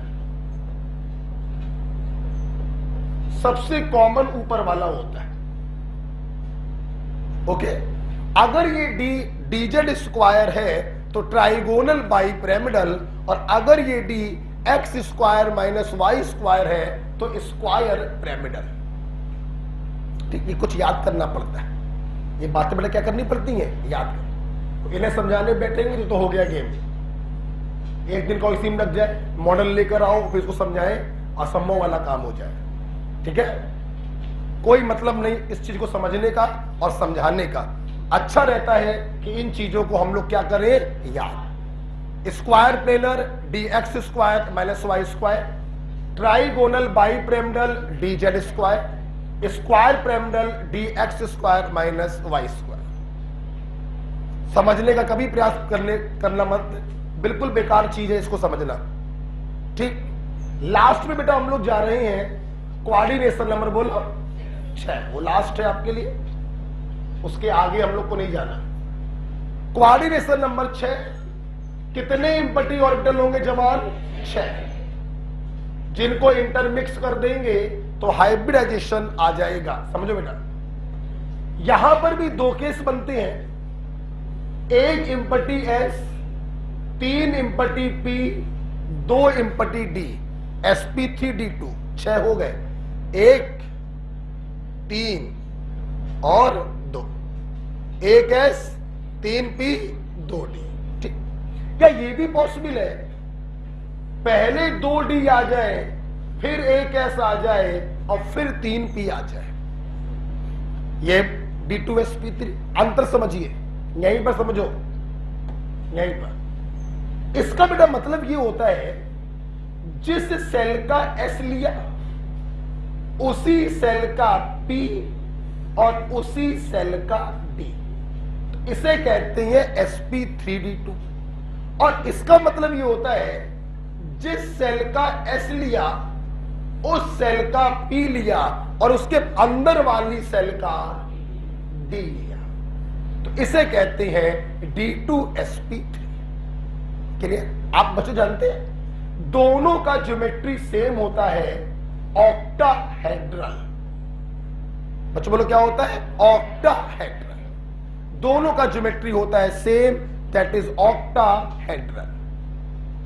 ठीक, अच्छा सुन बेटा, दोनों में आप लोग देख रहे हैं इसने अंदर वाले डी का इस्तेमाल किया है और इसने बाहर वाले डी का इस्तेमाल किया, इसलिए इसको हम लोग कहते हैं आउटर डी कॉम्प्लेक्स। बच्चों बोलो क्या? बच्चों बोलो क्या? आउटर डी कॉम्प्लेक्स या हाई स्पिन कॉम्प्लेक्स।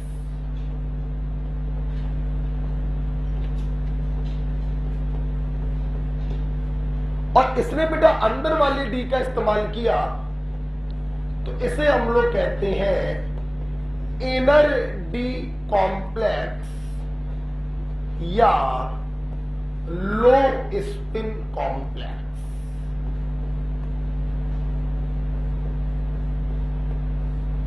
चलो भाई, हमारे छात्रों ने हाइब्रिडाइजेशन एटलीस्ट सीख लिए। ठीक है,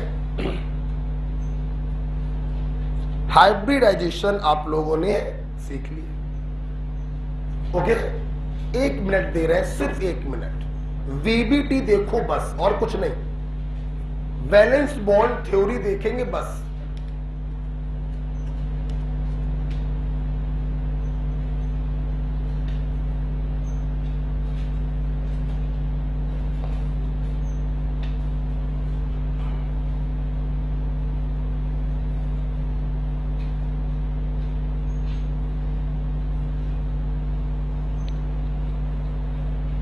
जल्दी से, सिर्फ valence bond theory.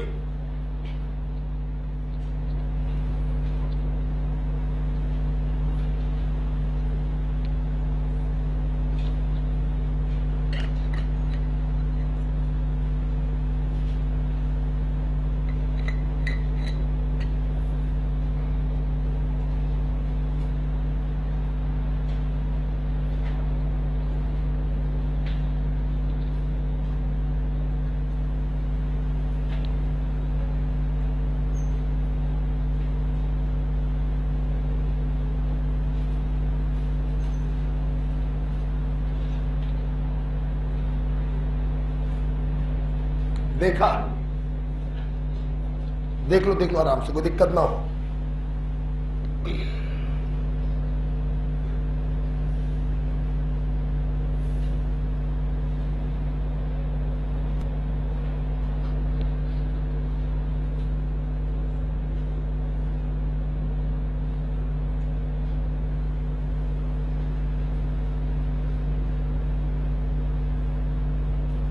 Okay, right.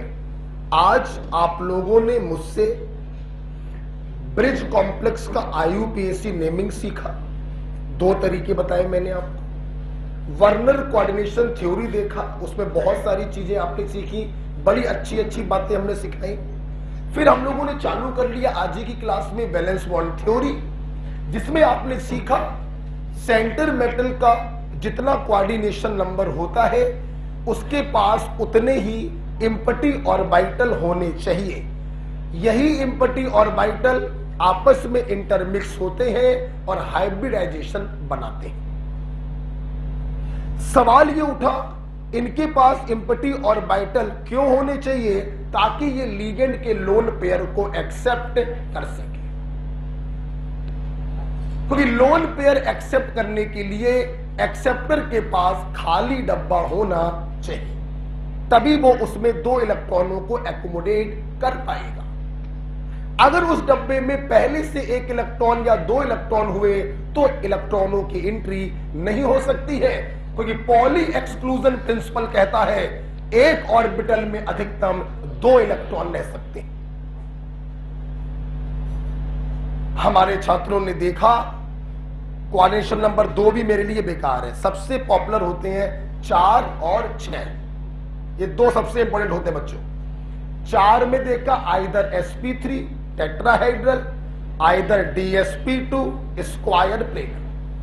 6 में देखा sp3d2 octahedral, outer d high spin, d2sp3 octahedral, inner d low spin. अंतर ये, जिस सेल का s उसी का p उसी का d आउटर डी, जिस सेल का s और p उसके अंदर वाली सेल का d इनर डी। खत्म करे बात? आइए, कोई जरूरत नहीं तुम लोगों की, हटो। अब हम लोग थोड़ी सी चर्चा करेंगे लिगेंड्स को लेकर। सुना बेटा, आपने बहुत सारे लिगेंड मुझसे पढ़े, मोनोडेंटेड, बाइडेंटेड, क्या क्या नहीं पढ़ा। बच्चों, वैलेंस बॉन्ड थ्योरी में हम लोग इन लिगेंड को 2 कैटेगरी में क्लासिफाई करते हैं, वीक लिगेंड और स्ट्रॉन्ग लिगेंड। बेटा बोलो किसमें? वीक लिगेंड और स्ट्रॉन्ग। 2 कैटेगरी में क्लासिफाई करते हैं, वीक लिगेंड और स्ट्रॉन्ग लिगेंड। सब लोग सहमत हैं? सुनना, सर ये वीक लिगेंड और स्ट्रॉन्ग लिगेंड में अंतर क्या होता है? तो देखो बेटा, ये जो स्ट्रॉन्ग लिगेंड होते हैं दे कॉजेस पेयरिंग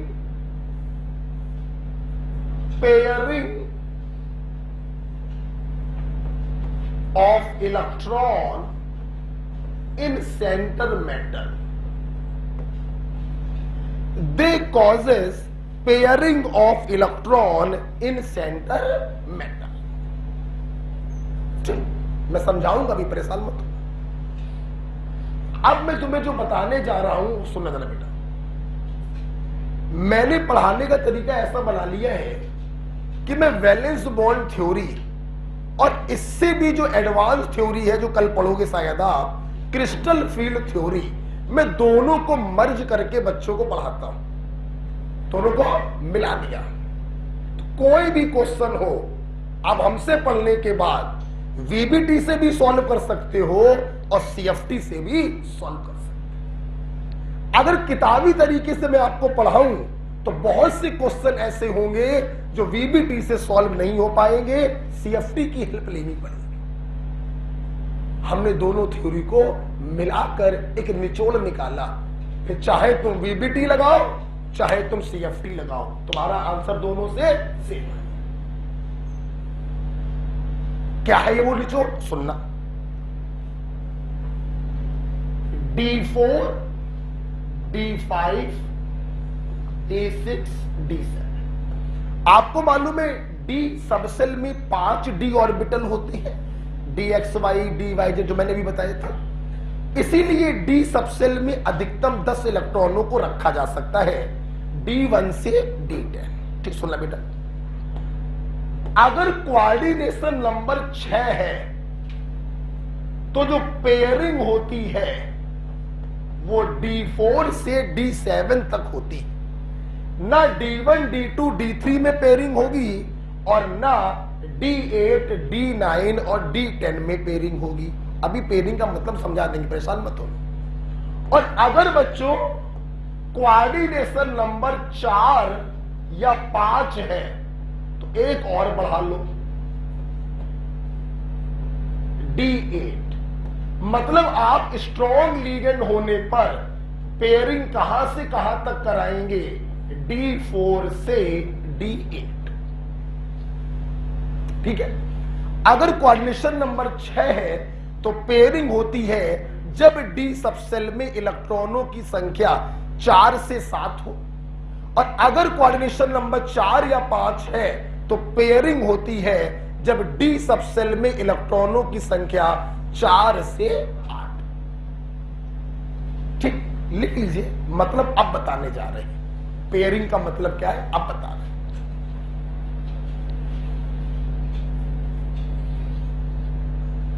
अब चाहे तुम क्वेश्चन बीबीटी से सॉल्व करना चाहे सीएफटी से, दोनों से आंसर सेम आएंगे।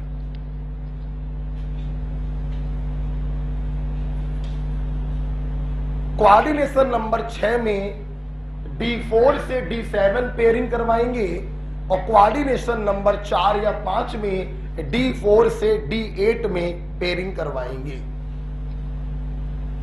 याद ऐसे रख सकते हैं कि कोऑर्डिनेशन नंबर छोटा तो लंबाई हो गई ज्यादा। ठीक है, ज्यादा इलेक्ट्रॉनों तक यहां पेयरिंग होगी और यहां कम इलेक्ट्रॉनों तक पेयरिंग होगी। बच्चों ये मत सोचना कि पूर्वाल से ही रटवा रहे हैं, एक एक चीज एक्सप्लेन करूंगा क्रिस्टल फील्ड थ्योरी में, एक एक चीज, यहां से यहां तक ही क्यों है, नीचे क्या प्रॉब्लम, ऊपर क्या प्रॉब्लम, इसमें एक नंबर बढ़ क्यों गया, एक एक चीज एक्सप्लेन होगी। चूंकि मैंने वीबीटी और सीएफटी को मिला के रूल बनाया है, इसलिए अभी उसको एक्सप्लेन नहीं करेंगे, बाद में करेंगे। ठीक, अब सुनना जरा पेयरिंग का मतलब क्या है, तो ये भी देखो। जैसे हमें मालूम है डी सबसेल में 5 ऑर्बिटल होते, कितने होते हैं? 5। इलेक्ट्रॉन भरने का तरीका आप लोगों ने एटॉमिक स्ट्रक्चर में पढ़ा है। पहले सारे ऑर्बिटलों को एक एक इलेक्ट्रॉन दिया जाता है, हाँ या ना, और फिर इलेक्ट्रॉनों की पेयरिंग करवाई जाती है। यही आप लोगों ने पढ़ा है, हमने भी यही पढ़ा। अब सुनना, मान लो D1 है, तो D1 का मतलब 1 2 3 4, आपने 5 बनाए और चुपचाप एक इलेक्ट्रॉन को भर दिया। पेयरिंग का मतलब ही नहीं इसमें उठता, एक ही इलेक्ट्रॉन है, काहे बात की पेयरिंग। 2 इलेक्ट्रॉन भरने थे, फील करिएगा सब लोग, 1 2 3 4 5, आपने जैसा आप लोग पढ़ते हो एक एक इलेक्ट्रॉन दे दिया, फिलिंग कर दी। अब सुनना, D2 में भी पेयरिंग का कोई चांस नहीं है, क्योंकि D1 D2 D3 में कोई पेयरिंग नहीं होती। पेयरिंग का मतलब यह होता है कि अनपेयर इलेक्ट्रॉन उठकर पेयर हो जाते हैं। यह कहानी D3 के आगे से चालू होगी। D1 D2 D3 में इलेक्ट्रॉनों की पेयरिंग, चाहे कोऑर्डिनेशन नंबर 6 हो, चाहे 4 हो, चाहे 5। अब इसी में समझा दे रहे हैं, ठीक है। मान लो कॉन्फ़िगरेशन है D4, समझना, तुमने सबसे पहले अपने नॉर्मल तरीके का इस्तेमाल किया कि भाई सबको एक एक इलेक्ट्रॉन देंगे। अब सुनना, तुम्हें मालूम है D4 में अगर लिगेंड स्ट्रांग हो जाए तो पेयरिंग हो जाती। अब क्या होगा, D3 तक तो पेयरिंग नहीं होती है ना, इनको नहीं छूएंगे। इसके आगे जो अनपेयर्ड इलेक्ट्रॉन है ये उड़ उड़ कर पीछे आ जाएंगे अगर लिगेंड कैसा हुआ, स्ट्रॉन्ग। मतलब स्ट्रॉन्ग लिगेंड की प्रेजेंस में जो तुमने D4 ये लिखा है ये नहीं रह जाएगा, ये कन्वर्ट हो जाएगा 1 2 3 4 5, ये हो जाएगा पेयर। बच्चों, कराने को तो पेयर तुम इसको भी करा सकते हो, लेकिन पेयरिंग D3 के आगे होती है, D4 से D7। D3 तक के इलेक्ट्रॉन पीछे मूव नहीं कर सकते। समझ में आ गया? समझ में आया तो अब बताना, अब बताओ, अब तुम्हें सब समझ में, लिखो को नहीं कुछ, अब सब बेकार है। समझ में आ गया ना सबको? ठीक, अब देखना, मैंने बोला, चलो समय देखो, समय देखो, मैंने बोला D6 coordination number 6 strong ligand.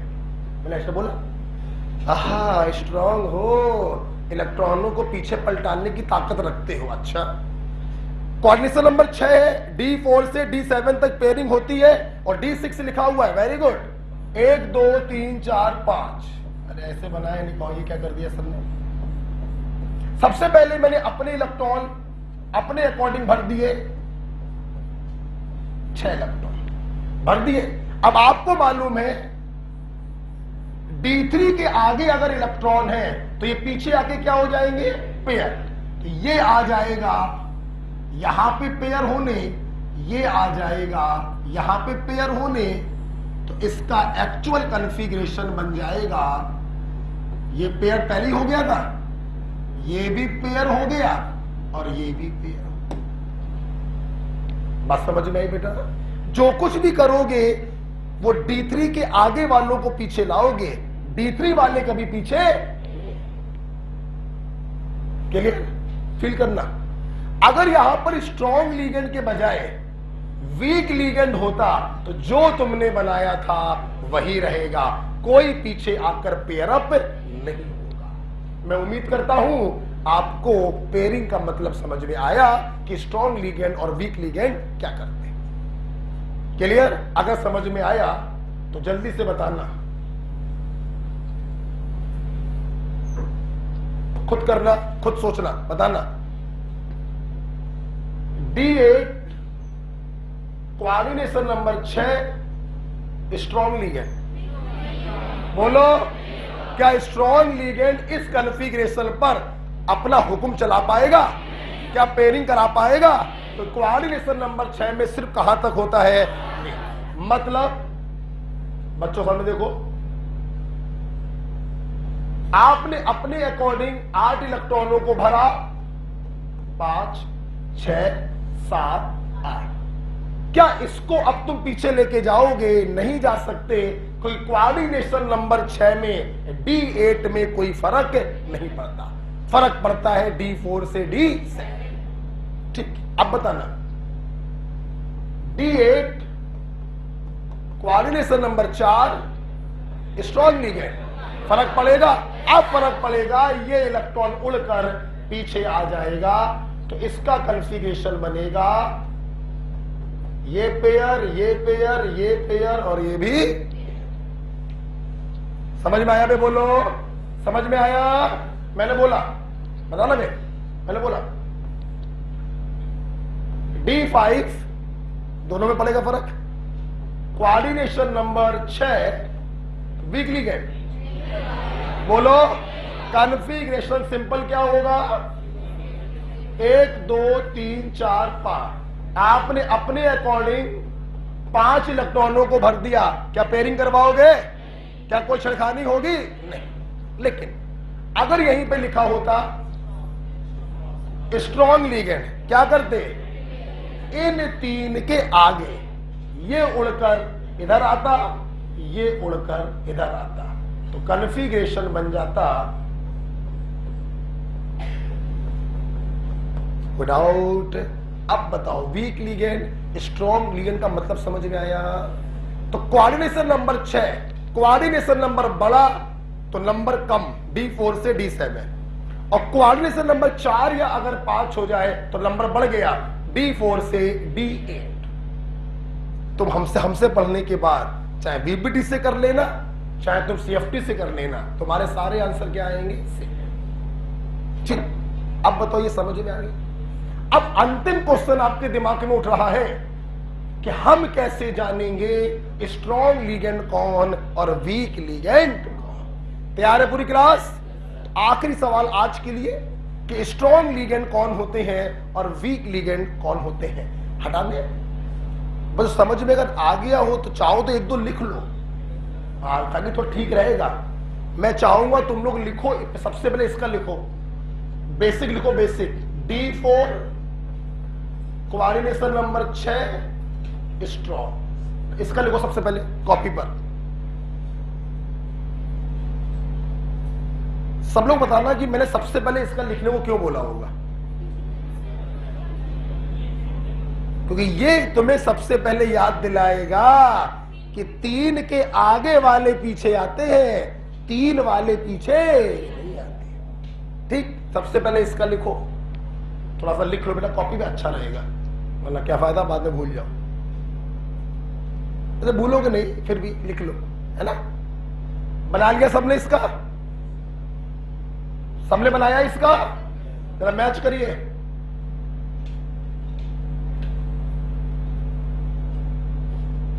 Match करिए। पहले आपने ऐसे बना दिया होगा, बोलो, फिर क्या सभी बच्चों ने ऐसे किया? और फिर इसको दिखाओ, ये पीछे आ जाएगा, बोलो किया सब लोगों ने ऐसे? और उसके बाद आपने धीरे से क्या कर दिया कि अब ये बदल कर क्या हो जाएगा?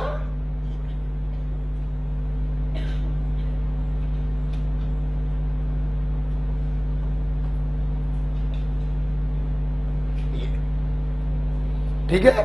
तो D4 coordination number 6 strong ligand, आपका कॉन्फ़िगरेशन बच्चों ये होगा। सबने करके दिखाया? एक और दिखा दो, चलो ये दिखा दो। D8 coordination number 6 strong ligand, जल्दी बताओ, जो आप बनाओगे वही रहेगा? क्या पेयरिंग होगी? कोऑर्डिनेशन नंबर 6 में पेयरिंग नहीं होती। ये वाला बनाओ, ठीक, ये लिखो और ये बना दो। सबने बना दिया? ठीक, तीसरा लिखो, ये वाला लिखो, ये वाला, ये पहला था बेटा, ये दूसरा बनाओ अपनी कॉपी पर, ये तीसरा बनाओ। ऐसे कर दिया? बताओ, पहले ये वाला फिगर बनाना और इसमें ऐसे ऐसे करके दिखाना, फिर ये वाला फिगर बनाना।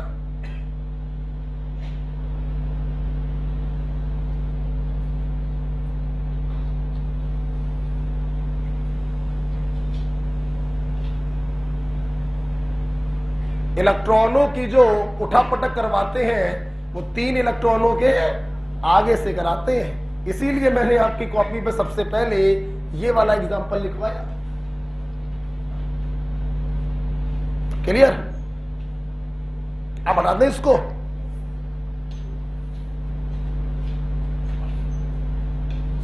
बोलो, हटाएं इसको। अंतिम क्वेश्चन आज के लिए बताने जा रहे हैं, लिगेंड कैसे पहचानेंगे, स्ट्रॉन्ग कौन होते हैं और वीक कौन होते हैं। तो आइए, हम लोग को बच्चों पढ़नी पड़ती है एक स्पेक्ट्रोकेमिकल सीरीज।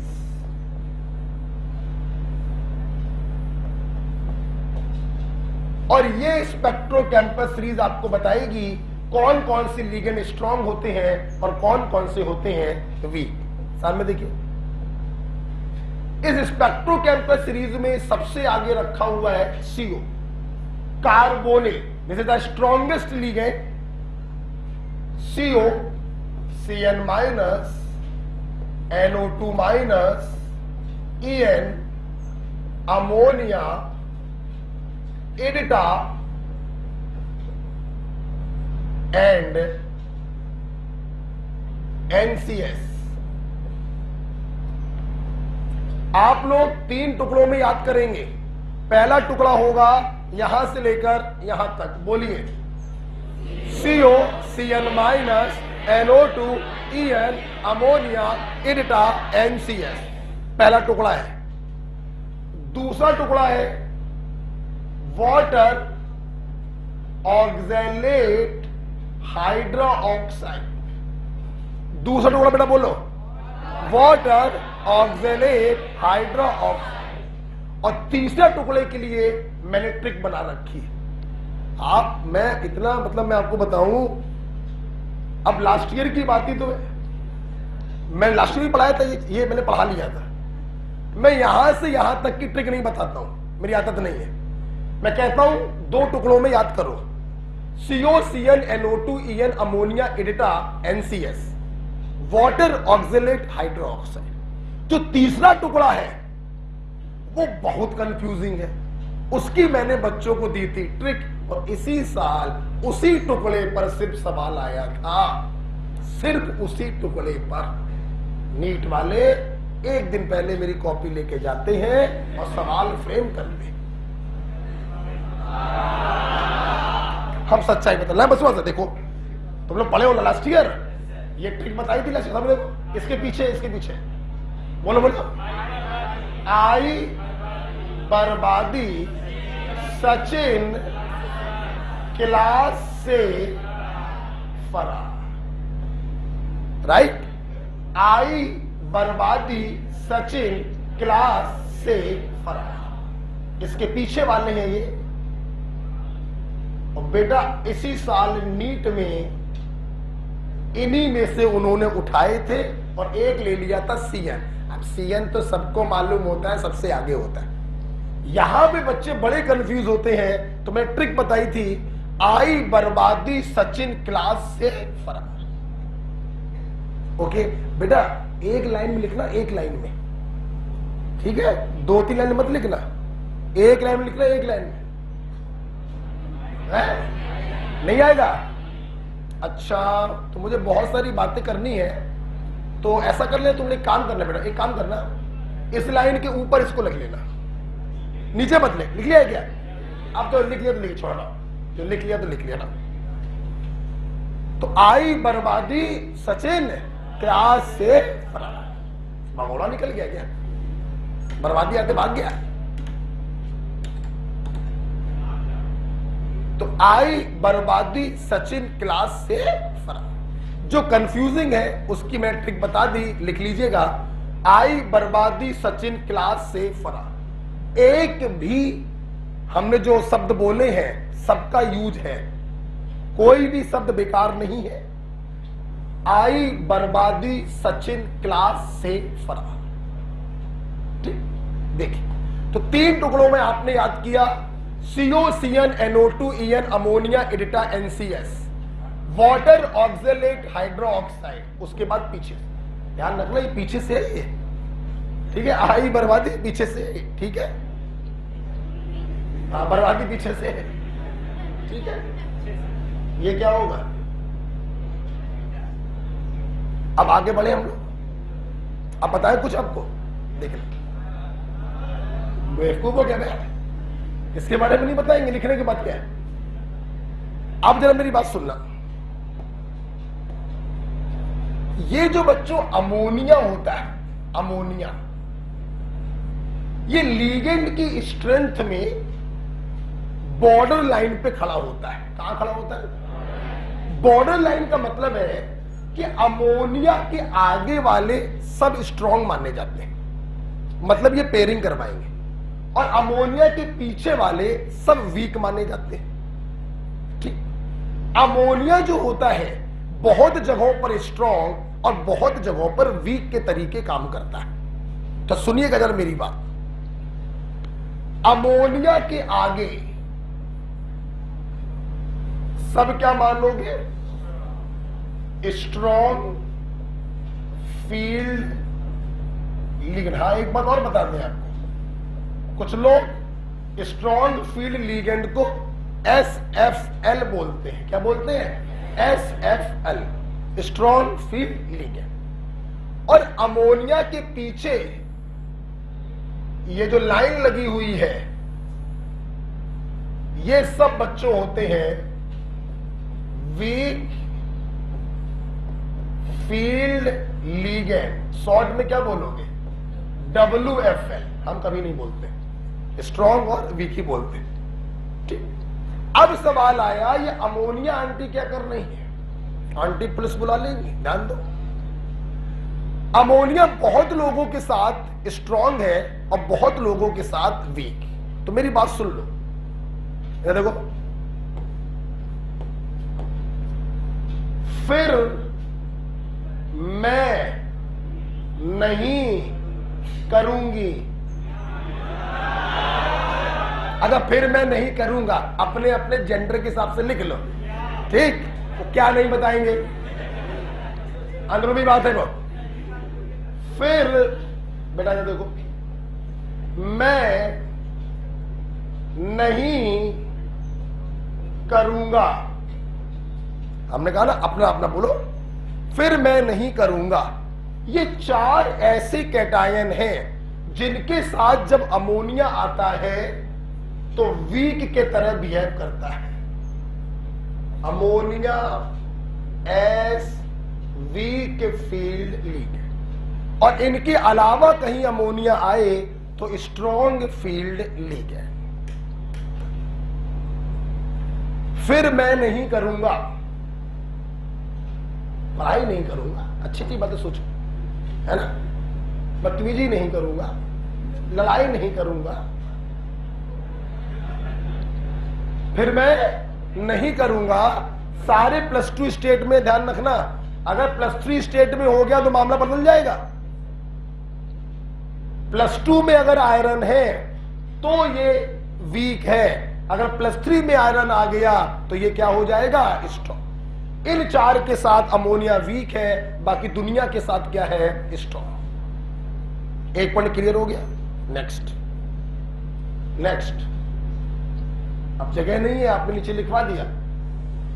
वाटर और ऑक्जेलेट वीक या स्ट्रॉन्ग? वीक। अमोनिया के पीछे वाले सब वीक है।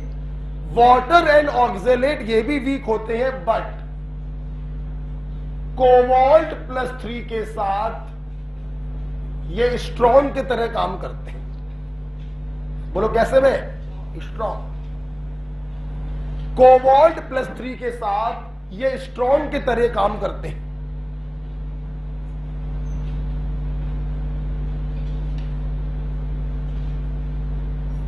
लिख लिया? बोलो नेक्स्ट। कहां हो तुम्हारा ये फरार? फ्लोराइड। फ्लोराइड स्ट्रॉन्ग या वीक? बोलो वीक। परंतु अब भाई ये सब लिपापोती हो जाएगी, समझ आना, ठीक है। फ्लोराइड जो होता है वैसे तो बच्चों ये वीक है, लेकिन निकेल +4 के साथ स्ट्रॉन्ग की तरह काम करता है। किसके साथ में? निकिल +4 के साथ। ये कुछ कंट्राडिक्शन थे जो मैंने आपको बताया। अमोनिया के आगे स्ट्रॉन्ग, अमोनिया के पीछे वीक। अमोनिया बॉर्डर लाइन पर खड़ा है, इन चारों के साथ काम करता है, वीक बाकी सबके साथ strong.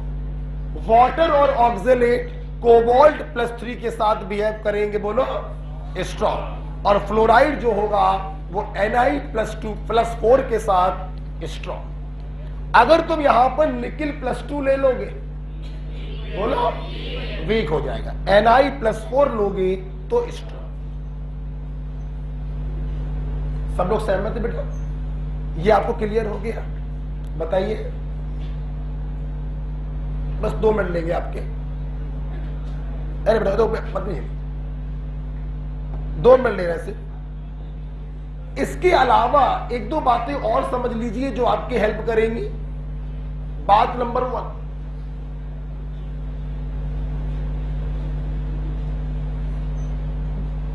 DMg-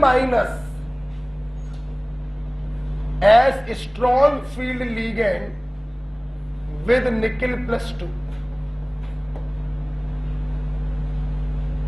DMg- strong field ligand with nickel +2.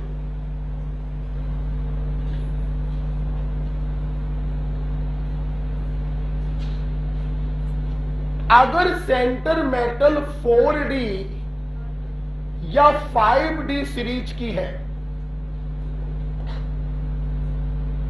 अगर सेंटर मेटल 4D या 5D सीरीज की है, then all ligand work as SFL, strong field ligand.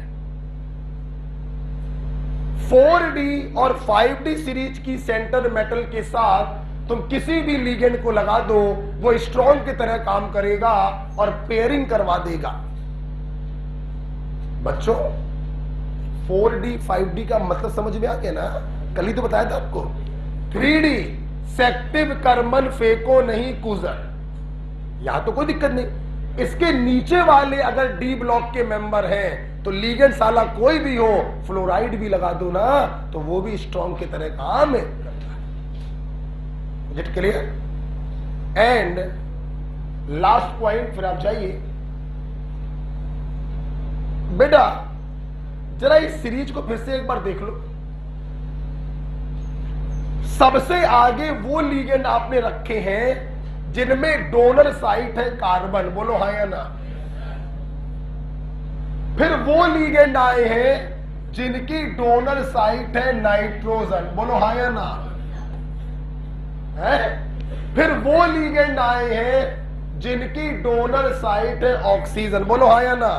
और लास्ट में आए हैं हेलोजन। कौन आए हैं? तो क्या मैं ये नहीं बोल सकता आपसे कि स्ट्रेंथ ऑफ लीगेंड में सी डोनर लीगेंड सबसे पावरफुल होते हैं, एन डोनर उससे कमजोर होते हैं, ओ डोनर उससे कमजोर होते हैं और हेलोजन डोनर सबसे कमजोर होते हैं।